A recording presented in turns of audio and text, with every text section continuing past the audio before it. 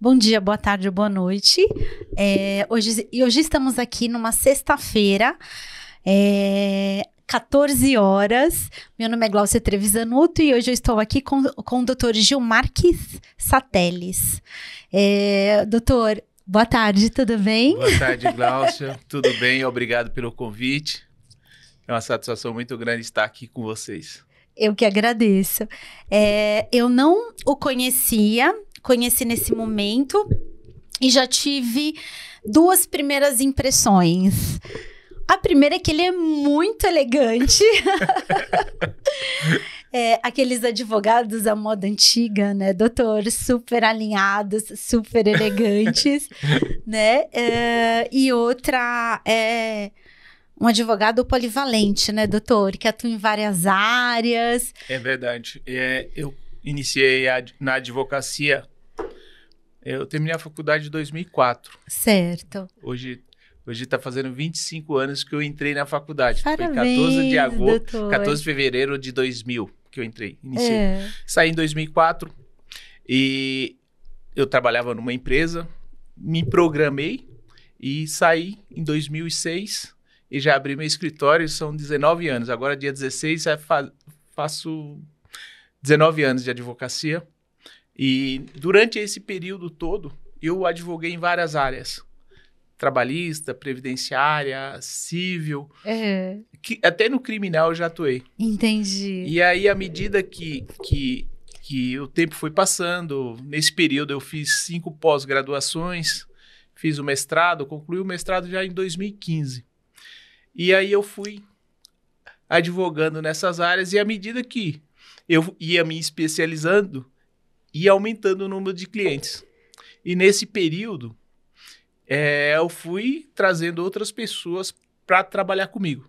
Hoje nós somos em 7 advogados, nós temos especialistas em diversas áreas, direito médico, direito previdenciário, trabalhista, civil, e esse pessoal trabalha comigo. Nós temos 2 escritórios, um escritório em Osasco, que é esse onde eu comecei, e agora, por último, nós temos um escritório em Alphaville. Entendi. E aí a gente vai fazendo o rodízio nesses 2 escritórios. Atende um dia em um, outro dia no outro, mas estamos todos os dias trabalhando. Doutor, o que não falta é trabalho para o advogado, não é? Verdade. E o doutor me falou que é baiano, é isso? Isso, sou baiano, sou lá na cidade de Serra Dourada. Serra Dourada é o interior da Bahia. Eu vim para cá, para São Paulo, com 17 anos. Enfrentei um monte de dificuldades, mas nesse período aí a gente sempre encontrou uma pessoa para estender a mão para nos ajudar. E aproveitando essas ajudas, né, a gente continuou estudando, porque Sim. quando eu vim para cá com 17 anos, eu tinha terminado a 8ª série. Então, eu estava um pouco atrasado, e aí eu continuei estudando. Terminei o ensino médio em 94. Não, 96, perdão. E aí eu fiz um curso técnico, porque naquela época, para você estudar numa faculdade, você tinha que pagar. Sim. Ou passar numa instituição pública, né? É verdade. E aí eu fiz um curso técnico, a empresa que eu trabalhava me ajudou, financiou parte desse curso. E na medida que eu terminei o curso, eu fui promovido na empresa. E aí eu passei a ganhar mais, meu salário praticamente dobrou, né? E aí consegui pagar a faculdade. Que beleza, primeiro né, passo é doutor? entrar na faculdade. No primeiro vestibular que eu prestei, não passei. E aí eu fui pro cursinho, né? Tinha uma defasagem muito grande, porque quem vem de escola pública, né? Sim. E a faculdade que eu prestei vestibular era uma faculdade muito concorrida na época, né? E aí eu entrei no cursinho, me dediquei. Depois de 4 meses, consegui passar no próximo vestibular. E aí eu entrei na faculdade em 2000. E o doutor sempre quis fazer o curso de direito? Cursar direito? Eu sempre gostei. Sempre, à medida que eu tive contato com outros profissionais, eu sempre ficava empolgado, porque uma profissão, primeiro que é uma profissão muito tradicional. Sim. É uma das primeiras, junto com a medicina, que Isso. foi instituído no Brasil. E com isso, eu me empolguei muito e gosto da profissão, da advocacia, né? E eu tenho orgulho de ser advogado, tenho orgulho da profissão. Eu acho uma profissão muito interessante, porque te dá a oportunidade de você aprender, principalmente com os erros dos outros. Sim, é verdade. A gente, à medida que você vai advogando, você vai conhecendo pessoas, resolvendo problemas. Eu costumo dizer que a gente estudou para resolver problemas dos outros. É verdade. Então, você vai percebendo os erros que as pessoas cometeram. É lógico que você vai absorvendo aquilo e tentando errar menos. A gente continua errando, porque faz parte da natureza humana. É verdade. Mas a gente procura errar menos, porque a gente absorve um conhecimento aqui, um conhecimento ali, para a gente ir moldando nossa vida, nossa forma de agir e nosso comportamento perante a sociedade. Você sabe, doutor, que eu até li, eu não sei se o senhor já viu, que é um livro que o nome dele é Oba, Problemas. Porque, na verdade, assim, a função do advogado, né, quando não preventivamente, é resolver o problema dos outros, né? Realmente a advocacia é muito isso. E a gente não, por mais que você atue numa área específica, você acaba se deparando com vários assuntos. E na faculdade você se preparou para conhecer vários ramos do direito, né? Porque o nosso direito é muito extenso, nosso sistema jurídico é muito amplo, muitas normas, muitas peculiaridades. Então, o advogado, ele, além da base, porque na faculdade você só pega a base. Sim. Depois você tem que fazer as pós-graduações, mestrado, doutorado e viver eternamente estudando. Sim, sem dúvida. As pessoas às vezes falam assim, mas você gosta de estudar. E eu falo, olha, qualquer área você tem que estudar hoje em dia. Eu até cito o exemplo lá da manicure. Todo dia aparece um modelo diferente. A questão do pessoal que trabalha na área da beleza, com aplicação de botox, preenchimento labial. Qualquer área. O pedreiro. Às vezes eu fico vendo os vídeos, como eu nessa área de empreendedor, na área de locação. Eu fico vendo lá, na área da construção, renova bastante. Um eletricista... Tudo. A eletricidade não muda, mas muda os equipamentos, muda a forma de você trabalhar. Existem facilidades. E se você ficar sem se aperfeiçoar, sem conhecer novas técnicas, novas formas de trabalhar, você fica ultrapassado. É isso mesmo, doutor. Não é só na nossa profissão, como você... Nossa, o senhor deu ótimos exemplos. Né? Porque a gente percebe que assim, as pessoas, mas você gosta. Não, eu gosto de aprender, né? E eu estudo por necessidade. Sim. Eu costumo falar, até quando eu faço algumas palestras para os adolescentes, para os jovens, que, né? Cara, eu gosto, eu tenho muita coisa que eu gosto, mas eu estudo por necessidade. Fala, olha... Você quer assistir uma série na Netflix, você quer assistir um filme, você quer ir para um churrasco, você quer curtir uma piscina. Tudo isso é melhor do que estudar. Sim. Mas a gente tem que ser realista e encarar os desafios que a gente tem, né? De saber, olha, tem momento para tudo, você tem que ter o equilíbrio, você não pode ficar o tempo todo numa biblioteca estudando, você também não pode ficar o tempo todo trabalhando, você tem que ter o equilíbrio entre a vida pessoal, sua vida profissional, a vida em sociedade, isso precisa de um equilíbrio, você não pode focar só numa questão, porque as outras dependem da sua atenção também. Então, ganhar dinheiro é bom? Mas só ganhar dinheiro não é bom. Sim. É bom ganhar dinheiro, aproveitar esse dinheiro, né? Curtir com a família, ter uma vida confortável. Senão não tem graça. Vai ser igual o tio Patinhas lá, ficar nadando no dinheiro. É verdade, doutor. E saúde também, né, doutor? Sim. Porque às vezes você tem o dinheiro e não tem a saúde, às vezes você tem a saúde e não tem o dinheiro. É igual o doutor falou, tem que ter um equilíbrio na nossa vida, né? Sim. Eu moro em sítio, né?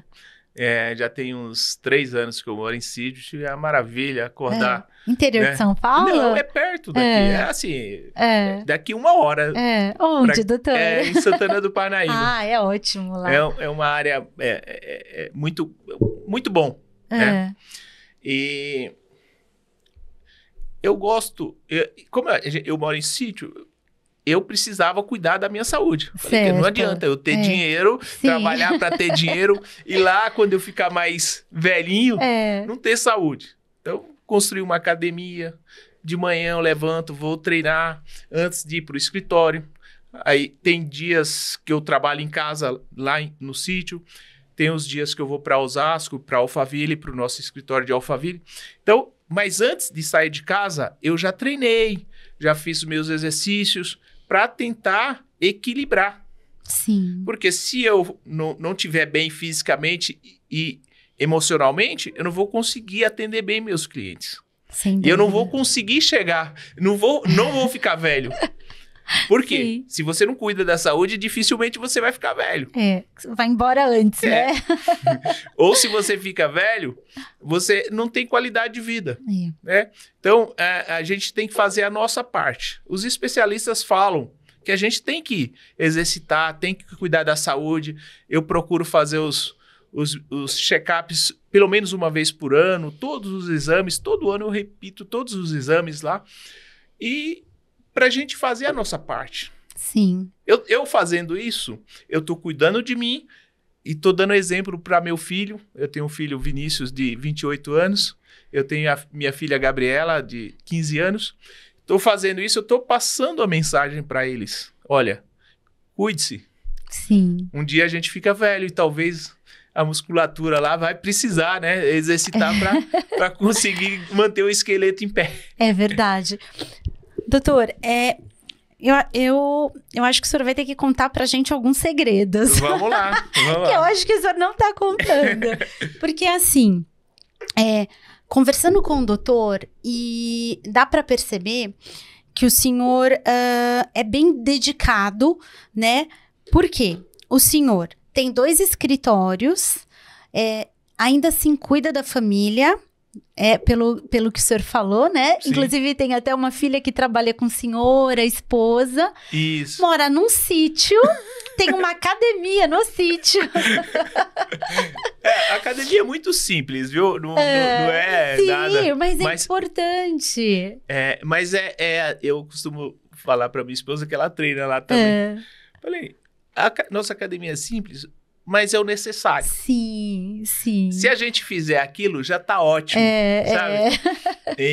E a gente tem essa comodidade. Entendi.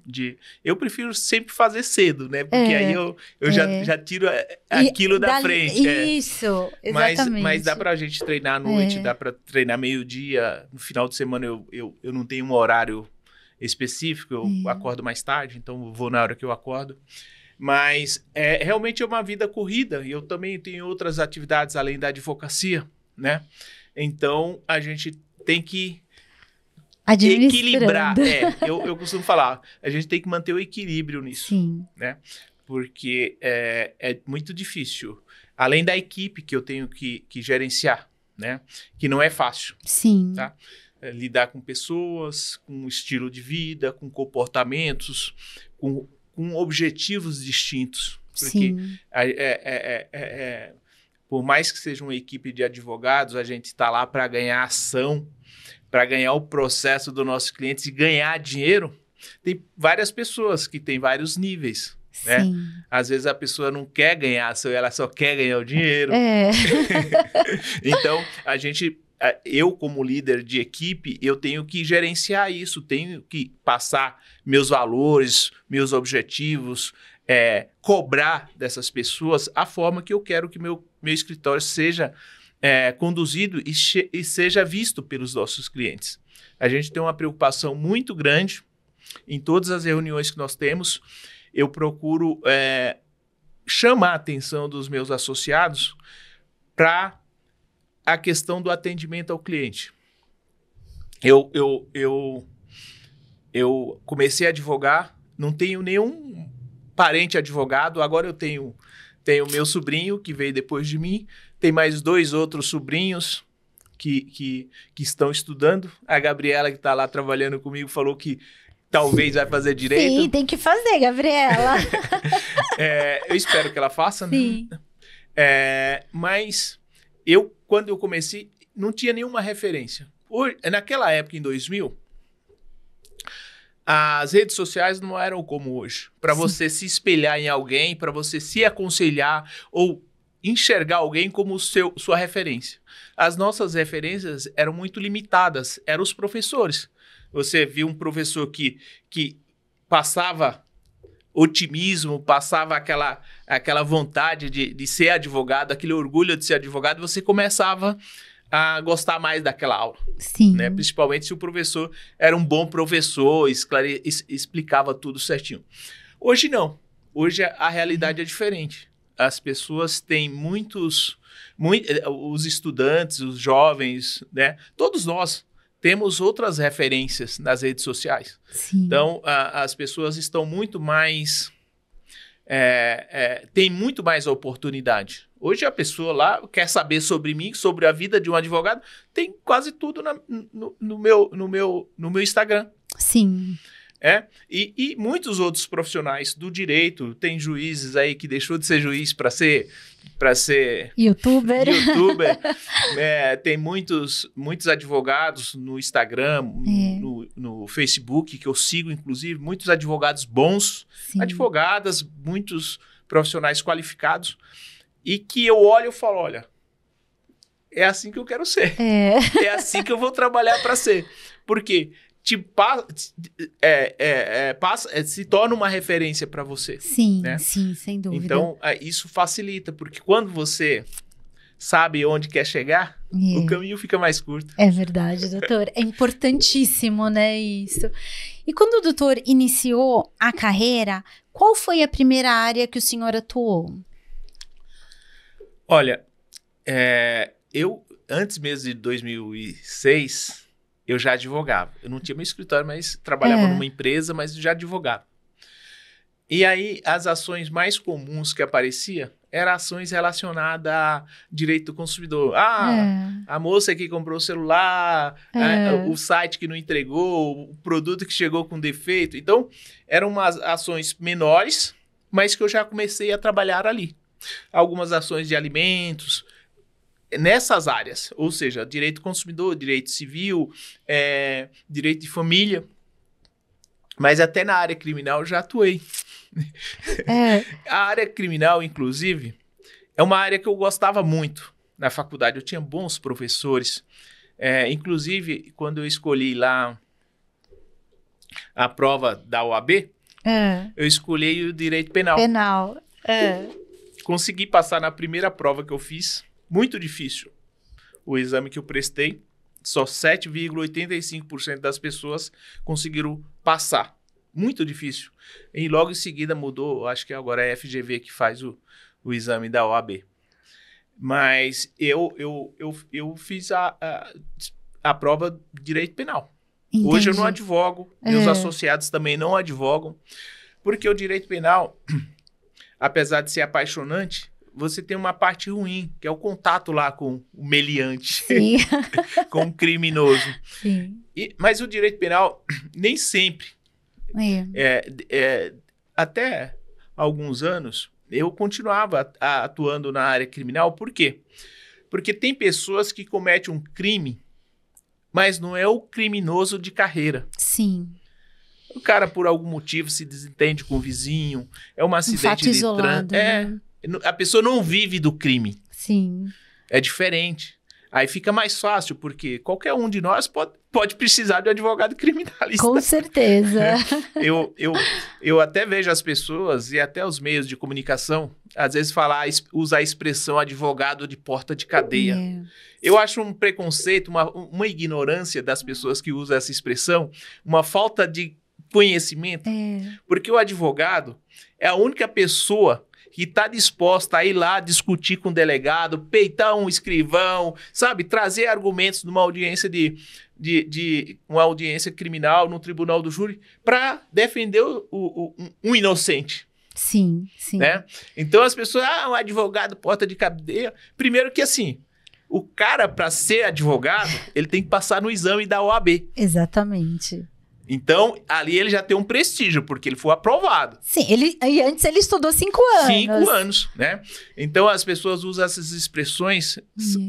A maioria são pessoas ignorantes e não sabem a importância de um advogado durante o depoimento numa delegacia. Sim, exatamente. Porque se a pessoa fala, é o advogado que tá ali disposto a me representar, me orientar num depoimento, porque às vezes as pessoas...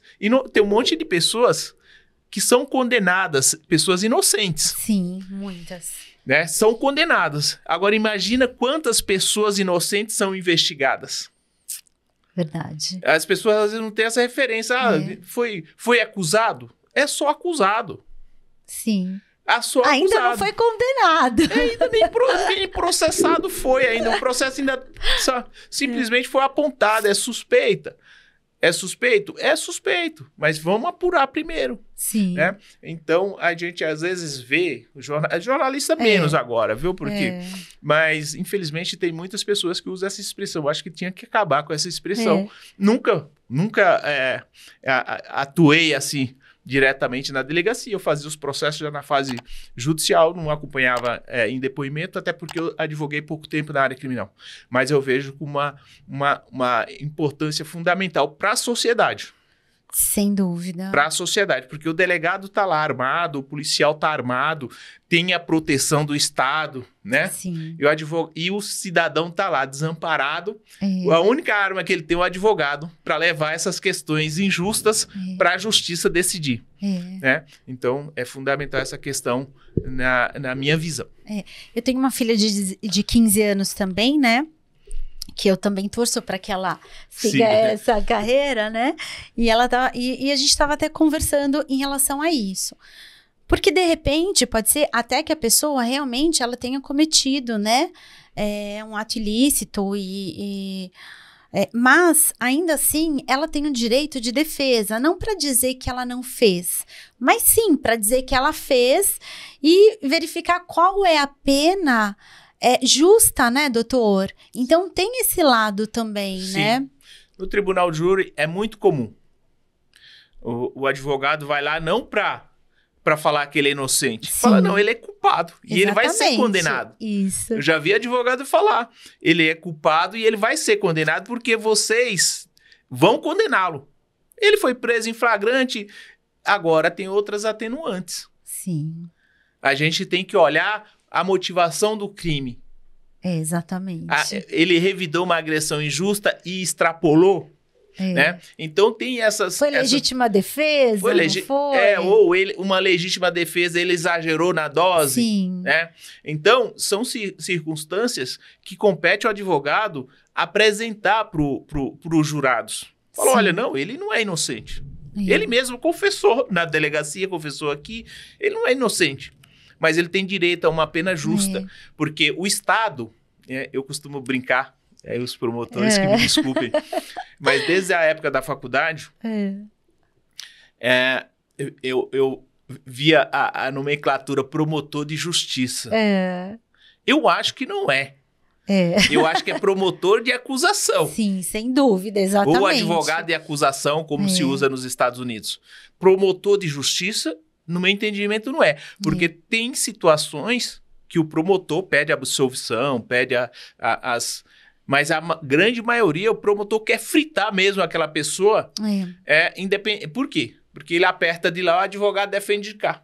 Né? Mas como ele é pago pelo Estado, eu acho que ele deveria, no meu entendimento, a nomenclatura desse cargo aí, eu acho que deveria ser advogado de acusação ou promotor de acusação, né? Porque quem faz a justiça são os jurados e o juiz. Sim, né? Exatamente. Né? Então, eu vejo, às vezes, eles exageram, porque eles têm a força, né, do Estado também. Eles têm a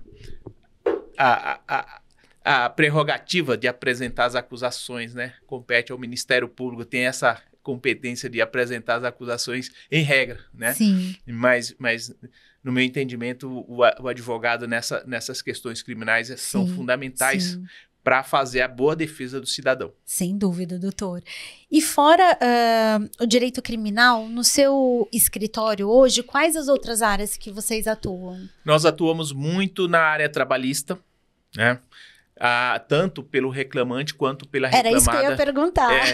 A gente ainda faz mais reclamante, né? O fato do meu escritório ter iniciado ali no centro de Osasco, a gente está perto da estação. Primitiva Bianco, né? Tem a... Nós estamos ali na rua Tenente Avelar. Ah, tá. Ali atrás do Osasco Plaza, no centro de Osasco. Então ali a gente está muito próximo das pessoas. Tem estação de trem, tem terminal de ônibus, vários meios das pessoas chegarem, né? E por esta razão a gente tem um volume muito grande de reclamante. Agora isso está mudando um pouco. Por quê? Nós estamos numa área empresarial lá em Alphaville. Nós estamos ali próximo ao shopping Tamboré, né? É exatamente do lado da Justiça do Trabalho de Barueri. Então o perfil dos nossos clientes já está começando a mudar. E foi justamente com esse objetivo que a gente optou por abrir um segundo escritório, porque a gente enxergou essa oportunidade de ampliar nossa gama de cliente, nossa carteira de cliente. Nós atuamos também na área previdenciária. Há muitos anos a gente atua nessa área, desde o início, né, 2006. É uma área muito boa, porque quando a gente ganha, a gente recebe. Sim, né? Porque verdade. A gente processa o INSS, o INSS recorre, demora, mas a gente recebe. Né? Eu costumo tranquilizar, né, os nossos clientes, porque às vezes o processo demora um pouco. Eu falo, olha, vamos torcer para que a gente continue vitorioso. Sim. Por quê? Porque a gente vai receber. Porque no processo trabalhista a gente tem esses problemas. Sim, nem Às sempre. vezes a gente ganha, mas não leva, porque a empresa fechou, a empresa teve a falência decretada, o dono fechou a empresa de maneira irregular, vendeu os bens e não tem nada no nome do sócio. Sim. Então, às vezes o empregado processa, ganha, mas não leva. Né? E quando a gente processa o INSS, líquido e certo. A nossa preocupação é ganhar. Porque quando ganha, a gente vai receber. Sim. A gente atua muito no direito de família. Né? Questão envolvendo o divórcio, pensão alimentícia, no direito nas relações de consumo. A gente trabalha bastante nisso. E um pouco relacionado ao direito tributário, né? Porque a gente ingressa com ação contra a Receita Federal nas hipóteses de isenção de imposto de renda. Entendi. Muitas pessoas pagam imposto de renda de maneira indevida. Por quê? Tem uma lei que estabelece que a pessoa que tem câncer, fez tratamento de câncer, mesmo que não esteja mais com a doença ou só está naquele período de monitoramento, essas pessoas têm direito a continuar isenta do imposto de renda. E aí a gente faz o pedido, o INSS nega, a gente ingressa com a ação, às vezes até o juiz nega, e a gente entra para o tribunal, porque a gente já tem súmula do STJ, já estabelecendo que nessas hipóteses, se a lei fala a pessoa que foi acometida de câncer, não fala se ela ainda está com a doença. Né? Entendi. Então, se a gente usar as ferramentas corretas, a gente tem a chance daquele cliente não pagar mais imposto de renda sobre o seu benefício. Ele vai pagar sobre outras rendas, mas sobre a aposentadoria ali ele fica isento. E faz toda a diferença, né, doutor? Muito. Essa é uma excelente ação, né? É bom porque a gente... Todas as ações são boas, né? Mas quando a gente processa o Estado, porque o Estado comete muita injustiça. Sim. Né? Você processa uma pessoa que causou um acidente, você ganha, porque você precisa, né? Você trabalha, você ganha, vai ter que reparar o seu cliente, né? Uma ação de divórcio, às vezes a gente procura sempre, antes de ingressar com uma ação, tentar compor as partes, né? Fazer uma cura, porque é uma ação que vai dar dor de cabeça, vai ter recurso, vai ter gastos, vai demorar, e a lei dificilmente vai mudar aquela questão, principalmente quando não tem discussão sobre aqueles bens, né? A gente só leva para frente para atender o interesse do cliente, porque a gente, em momento algum, a gente vai ser contra o nosso cliente. Não quer acordo, paciência, vamos tocar o processo. Sim. Mas quando eu ganho uma ação contra o Estado, eu fico muito feliz. Né? Agora, com essas audiências virtuais, a gente consegue advogar em outros estados. A gente tem várias ações, por exemplo, ações previdenciárias na Bahia, em Goiás. Às vezes a gente faz audiência, o nosso cliente está lá na fazenda. Você vê a simplicidade da pessoa, né? Até porque eu entendo bem disso, que eu morava no interior, meus pais eram fazendeiros, pessoas, sim, aqueles fazendeiros, pequenos fazendeiros, né? Então, eu conheço bem. E com isso, a gente consegue ficar mais feliz. Sim. De você ganhar, saber que um cidadão pediu um benefício no INSS, que ele é trabalhador rural, ele pediu o benefício no INSS e o INSS negou. Negou por quê? Porque quando ele foi tirar a habilitação, como não chegava a correspondência na sua fazenda, ele deu o endereço de um amigo que mora na cidade.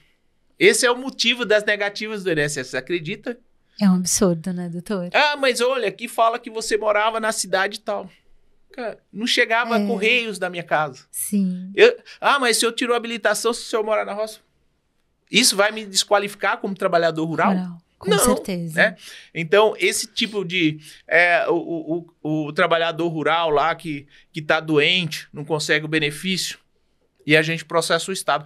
Eu falo que eu fico mais feliz, porque eu entendo que o INSS tem o dever de orientar as pessoas, tem o dever de agir com justiça. O Estado foi criado para atender as demandas dos cidadãos. Não é para cometer injustiça. Sem o Estado, dúvida. Entendeu? Então, e o Estado o Estado é o maior causador de ações na Justiça Federal, né? O INSS tem milhões de ações. Hoje o cidadão não consegue sequer falar com o atendente do INSS presencialmente. E o sistema do meu INSS, doutor? É um absurdo, aquilo lá muda constantemente. A gente que é advogado vive disso, né? Vive trabalhando com isso, a gente é surpreendido com a alteração. Sim. E quando funciona, né? Quando não fica ali e a gente precisando trabalhar com 1000 processos e o sistema... E assim, o INSS hoje, chega o cidadão lá, eu quero informação. Você pega uma senha provisória, faz o cadastro, ou seja, se vira. Sim. Se vira. Por isso que hoje no meu escritório, a gente trabalha, a gente dá uma orientação para o cidadão. É uma forma de contribuirmos para a orientação daquelas pessoas. Né? Então o cliente chega lá, olha, eu não consigo cadastrar a senha no meu INSS. A minha secretária, olha, cadastra. Sim. Olha, eu estou com dificuldade, nós vamos te ajudar.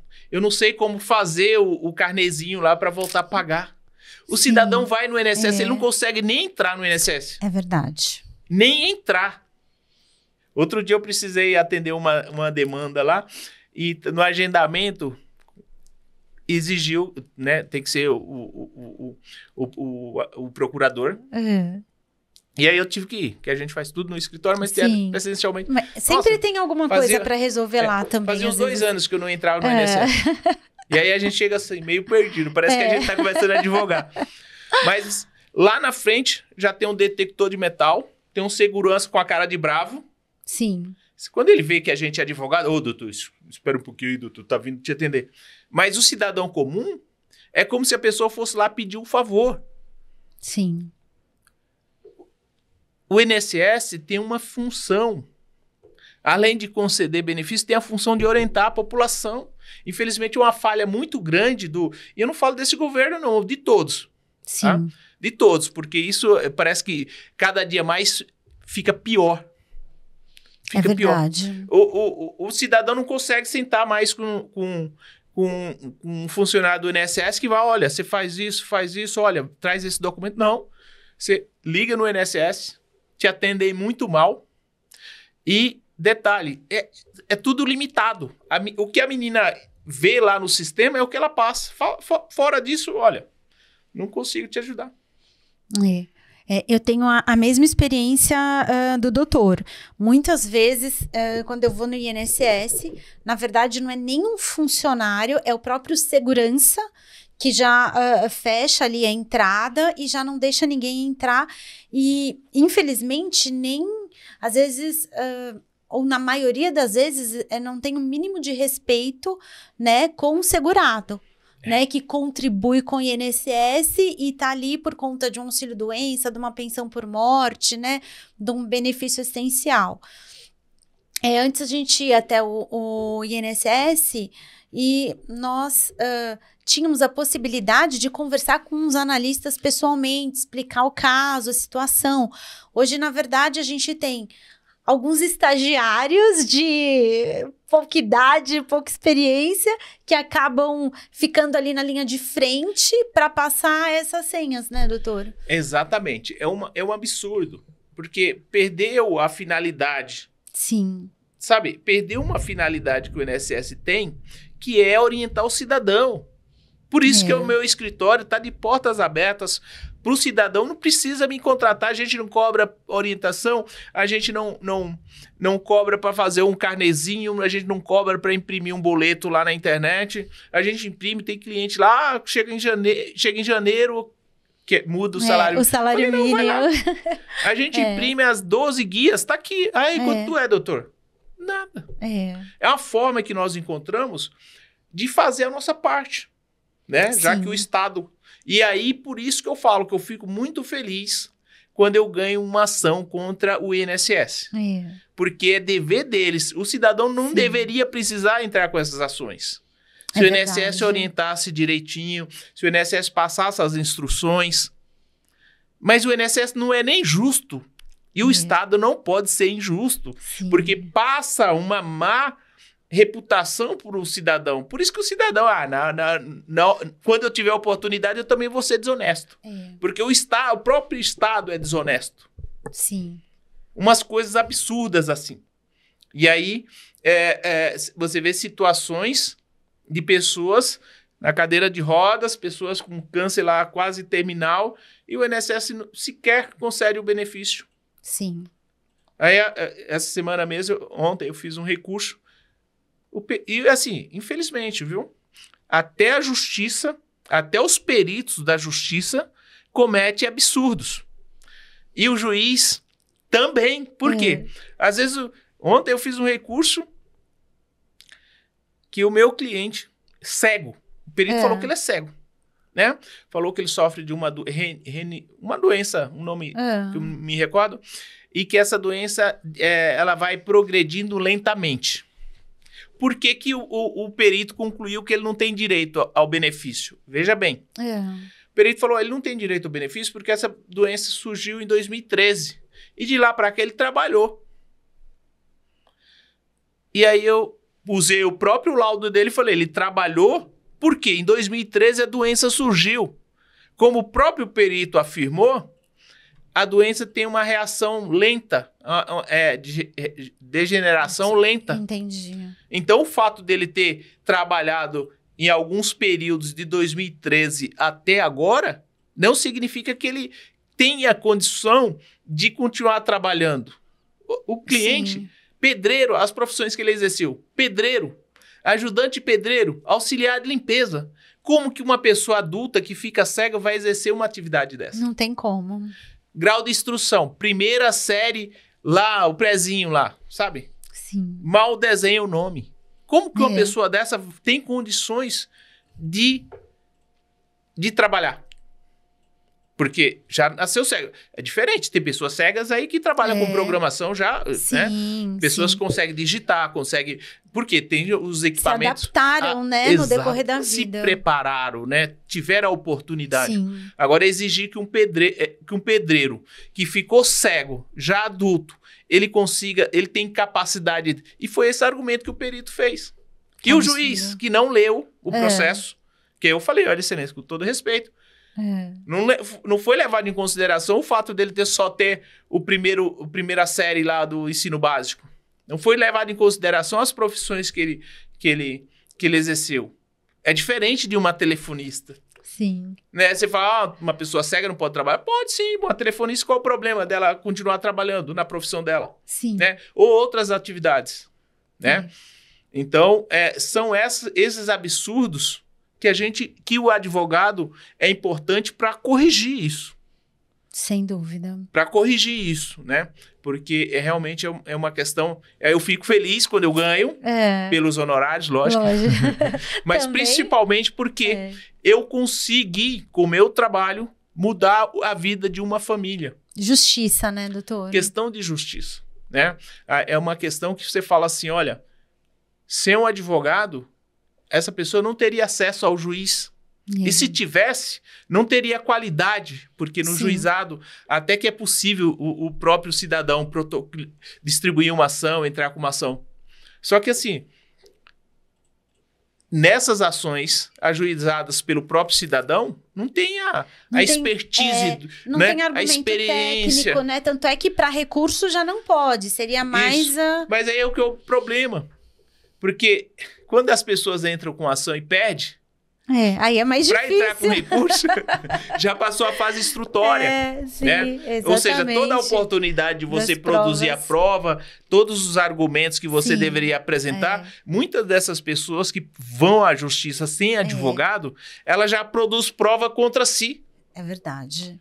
Né? Ela já leva elementos para o próprio INSS negar. Mas você mesmo falou isso. Como é que você vai... Na fase de recurso, você vai desconstituir aquilo que a própria pessoa confessou lá na inicial. Exatamente. E o advogado vai analisar tudo antes de já entrar com esse primeiro pedido, né?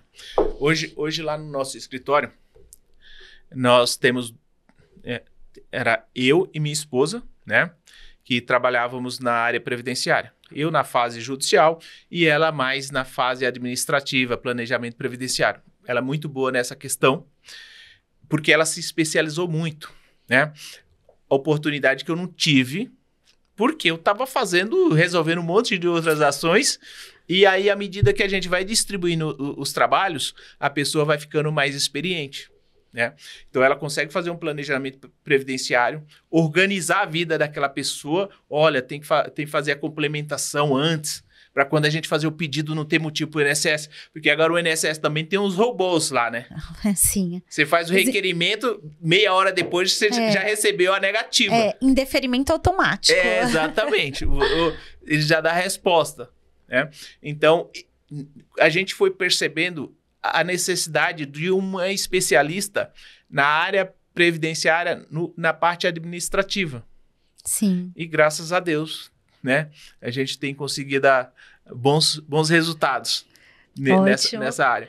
Agora, a área previdenciária, a parte de benefício por incapacidade, auxílio acidente, estou repassando para uma outra advogada, justamente para que eu tenha mais tempo para ficar no gerenciamento e auxiliando no que eles precisam.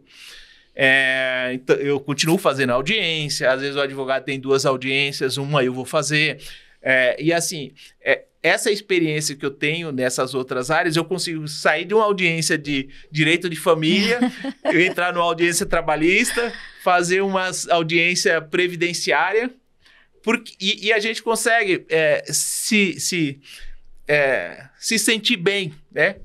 Eu conheço alguns advogados que é só trabalhista. Quando entra numa sala de audiência de direito de família que tem que escutar aquelas discussões envolvendo relacionamento, ou numa audiência previdenciária que tem que provar um vínculo, uma união estável para conseguir uma pensão, né? Então, a gente, em razão do acúmulo dessas experiências, a gente consegue atuar nessas outras áreas. É verdade, doutor. E hoje, o doutor falou que vocês são em 7 advogados, é isso? Isso. Nós somos 7 advogados. E aí a gente vai distribuindo. Na área trabalhista, por exemplo, nós temos 2 advogados. Na área previdenciária, era eu e mais uma, agora nós teremos 2 advogadas e eu vou trabalhar assistindo elas. Certo. Né? Dando orientação, conduzindo, treinando, e aí a gente vai fazendo nós temos advogado especialista em direito, relação de consumo, direito civil. Nosso escritório também, nós trabalhamos com a ação de uso capião, né? É uma ação bem complicada, né, doutor? É uma ação bem trabalhosa. Eu costumo falar para os clientes, a ação é simples, né? O que exige é a expertise do advogado, porque a gente tem que mencionar todos os ex-proprietários daquele imóvel, né? Todos os confrontantes, todos os antecessores. Que às vezes são muitos, né, doutor? São muitos. E o problema é que se você não tiver as ferramentas para fazer as pesquisas, porque são pessoas que já morreram, aí tem os herdeiros, você tem que citar os inventariantes. Então, o direito em si é muito simples. O difícil é você fazer, atender aquele monte de despacho, que o juiz, olha, responde esse despacho, olha, precisa apresentar o endereço de fulano, olha, pede a citação de ciclano. Então, isso acaba deixando o processo demorado e trabalhoso, assim, com relação a esses despachos. Aí o volume fica enorme, porque o advogado tem que trabalhar, acompanhar constantemente. Mas o direito em si é tranquilo, né? Porque é só matéria de prova. O doutor falou que até a área médica vocês trabalham. Direito médico. Isso. Conta pra gente um pouco. Nós temos uma advogada especialista nessas questões, porque surgiu a demanda de negativa de atendimento pelo convênio. Sim. Imagina, você paga o convênio lá 1 ano. Quando você precisa, ele fala, olha, não te atendo para essa finalidade. E aí exige a demanda do advogado, a atuação. Tem convênio e fala, olha, você fez o convênio hoje e já quer fazer cirurgia de emergência amanhã? Sim, a lei me garante esse direito. Sim. Mas o convênio nega. E aí você tem que buscar. Nós tivemos casos lá da nossa advogada, o cliente está internado lá, precisando da cirurgia, ela entrou pedindo a liminar, o juiz negou, ela entrou na sexta, o juiz negou, 4 horas da tarde, ela fez o recurso, no sábado despachou com o desembargador, saiu a decisão, levamos para o cliente no hospital, e ali já fez a cirurgia de emergência e graças a Deus deu tudo certo. Depois ainda deu dano moral ainda pela negativa do atendimento, né? Então, são situações que realmente o advogado é essencial para a sociedade. Porque nessas questões você vai recorrer a quem? Sim. Tem algum caso, doutor, emblemático que o senhor sempre lembra, ou com carinho, ou com... Tem um caso interessante no começo da minha carreira, até de uma tia. Né? É engraçado, porque já tinha prescrito tudo, o prazo já tinha ultrapassado tudo. Naquele período ali, o Código Civil mudou em 2002, e eu entrei com essa ação em março de 2006. Né? Na época eu estava na primeira pós-graduação de Direito Civil, Processo Civil, e um dos meus professores era desembargador do Tribunal de Justiça. E aí, né? Você estava bem assessorado. E aí eu levei para ele essa questão. Falei, ô professor, envolve até um acidente de trem. O filho meu primo, né? Filho da minha tia, caiu, faleceu, mas isso lá em 96. Imagina, 96... Eu entrei com a ação em 2006. Nossa. Já tinha passado mais de 10 anos. Sim. E aí veio o Código Civil em 2002 com aquelas regrinhas. Olha, se tiver passado mais de 10 anos, reduz pela metade, aquela questão... Porque até então até 2002 a prescrição era de 20 anos, tinha aquelas discussões, se era 10, se era 20 e tal. Mas enfim... Todos os advogados que eu consultei, esse desembargador, não, tá prescrito, você vai, não. E aí eu, começo de carreira, tinha pouca atividade no escritório, que é normal. Sim. Né? Eu falei, sabe, Dilma, eu vou entrar com essa ação. Vou entrar com essa ação. E aí minha tia saiu, foi publicado no jornal, do bairro, não sei se foi do bairro, minha tia guardou tudo, tinha tudo, laudo de necrópsia, tudo. A prova tava, a questão da prova de que foi na linha do trem, né, alguns anos, não sei se a doutora já andou do trem, eu já andei muito. Alguns anos, alguns anos o trem não fechava as portas, principalmente na Zona Leste, onde ele sofreu o acidente.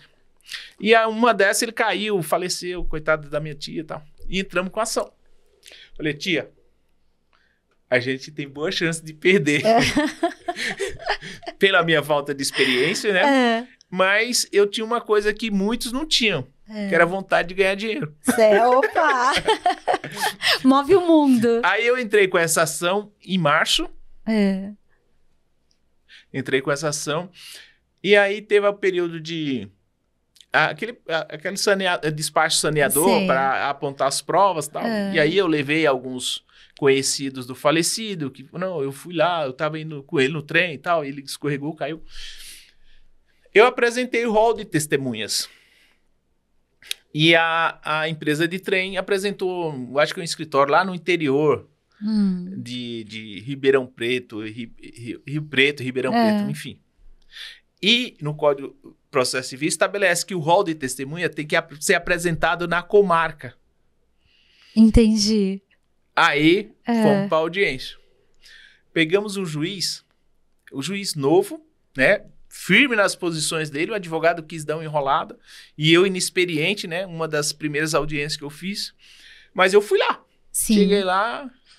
Tô aqui. Eu falei, a pior das hipóteses é o juiz. Porque o código já estabelece a possibilidade de você reconhecer a prescrição. E aí já era. Sim, né? Talvez nem tivesse audiência, né? E cheguei na audiência, o juiz já, olha, doutor, não vou ouvir suas testemunhas. O advogado queria adiar, porque não deu tempo as testemunhas virem, né? Não, você fez errado. Você tinha que ter protocolizado aqui na comarca. Ponto. O advogado já ficou assim, ouviu minhas testemunhas, ouviu o depoimento da minha tia, que explicou e tal. Sim. E a gente pedindo dano moral, indenização, pensão e tal. E o juiz instruiu, coisa que eu... E já proferiu a sentença na audiência. Você falou, opa, o que tá acontecendo? Você falou, não sabia que era assim, Sério, não. ele já proferiu a sentença em audiência. E aí eu tô, né, como já tinha passado há muito tempo, ele condenou em pagar 100 salários mínimos. Nossa. Seria... Doutor, você tinha feito o contrato com a sua tia? Tinha. Não, isso daí eu aprendi na faculdade. Aí eu falei, nossa, que maravilha. Eu esperava mais, né? Mas com risco de perder. E aí, saindo da audiência, o advogado meio cabisbaixo assim e tal, porque ele comeu bola. Ele falou, doutor, passa um e-mail para esse e-mail aqui, me deu o cartão, que se o senhor tiver interesse, a gente fecha um acordo nesse valor aí. Caramba, doutor, que maravilha. Sério. Isso, entrei com a ação em março, em agosto aconteceu tudo isso. Eu cheguei para minha tia, coitada. Ela morava numa casa de favor que ela queria comprar lá em Brasília. Falei, tia, a situação é essa. E o que você acha? Eu falei, tia, a gente tem boa chance deles recorrerem e o tribunal reconhecer de ofício que a gente perdeu, que o prazo já tinha transcorrido. Sim. A gente corre risco de não receber nada. Então aceita. E essa foi uma ação emblemática, assim, sabe? Olha, no dia que a gente foi lá pegar esse cheque de 100 salários mínimos. Nossa, doutor! Maravilha! Meu ano de faculdade, o último ano, eu estava todo atrasado. Eu consegui dinheiro, paguei faculdade, troquei de carro. Então me salvou. Porque no último ano da faculdade, eu priorizei minha casa, que eu estava construindo e tal. Então, faculdade, como eu não vou renovar, era anual o curso, né? O último ano. Era anual, eu falei, vou deixar de lado, fiquei devendo. Aí, com essa ação, consegui resolver o problema da minha tia, paguei minha faculdade o ano todo, ainda troquei de carro e fiquei orgulhoso. Nossa, que, olha, doutor. Dá pra viver da advocacia. Você falou, acertei no curso. E aí, surgiram outras ações boas também. Graças a Deus, tem ações de valores expressivos no escritório. Mas, enfim, essa é uma realidade que muitos advogados têm aí, mas esse primeiro caso aí me chamou a atenção pela falta de expectativa, assim, sabe? Sim, de achar que a advocacia tem disso, né, doutor? Tem. Essas surpresas, assim, né? Eu falo sempre para os meus associados, nos momentos de conversa e tal, o que eu falo? Olha, a gente não pode desprezar nenhum processo. Sim, sim. Nenhuma causa. Tem causa que o cliente narra aquela situação, você fala, nossa, será que vai dar certo? Nossa, sabe, eu vou trabalhar aqui, será que eu vou ganhar? E aí você acredita. E vai e dá certo. Eu até cito como exemplo, né? Independente da questão política, a questão do Zanin. Sim. Independente se você vota em Lula, Bolsonaro, enfim, não é essa a questão. Sim. Eu falo ali é um advogado. Sim. Né? A gente tem que ser advogado assim. Batalhar pelo cliente até a última chance. Lógico, teve um monte de ajuda ali, né? Mas a gente não pode tirar o mérito dele. Sim. Todos os recursos. Processualista, nas audiências sim, lá, impressionante. nas audiências com o Moro dava umas cutucadas e ele sempre ponderado. Sim. Eu sei, muitas pessoas vão falar, Zanin é um safado e tal, dependendo de quem vocês votam. Mas ali um advogado, a gente tem que olhar para o profissional, não para quem ele está defendendo, porque o advogado não pode escolher cliente. Isso. Né? Exatamente. Se você advoga na área criminal, você pode escolher um ou outro, mas senão você não vai ter cliente, não vai aparecer um santo. Dificilmente vai aparecer um santinho lá para você defender ele na área criminal. Sim. Então, se você começa a escolher muito cliente... Você fica sem cliente na área criminal. Então, nesse caso, eu falo sempre, olha, a gente tem... Advogado é isso. Batalhar pelo cliente até onde dá para ir. Sem cometer ilicitude. Sim. Né? Mas sempre ter essa vontade de defender, sempre ter essa disposição de defender o cliente. Porque, afinal de contas, foi para isso que a gente estudou. Sim, exatamente. Doutor, já falaram ali que a gente tem só alguns minutinhos.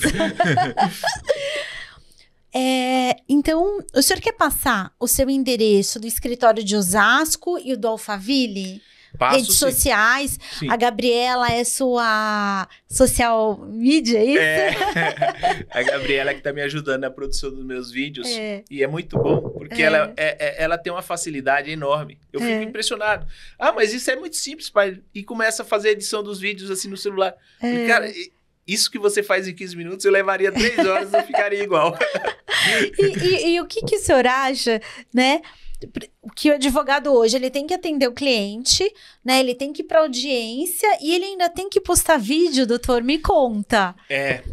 Eu costumo falar que, assim, o advogado hoje, ele tem que estar nas redes sociais. Sim. Porque se você vai num dentista, você consulta ele nas redes sociais. É verdade. Você vai ver a avaliação dele no Google.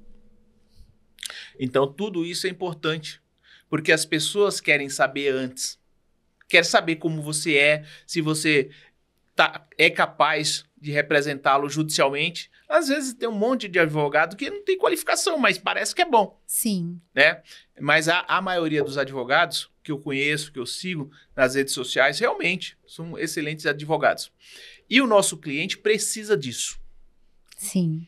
Então, verdade. As pessoas, quando procuram o nosso escritório, que é um escritório sério, que é um escritório que vai representá-lo de maneira séria, com dedicação, o resultado, eu costumo falar sempre, nem sempre depende da dedicação do advogado. Depende de uma série de fatores. Por exemplo, demanda de prova. Porque às vezes o cliente fala, olha, fulano viu ele me xingando. Olha, fulano viu ele batendo no meu carro. Mas às vezes a testemunha não vai na audiência. É verdade.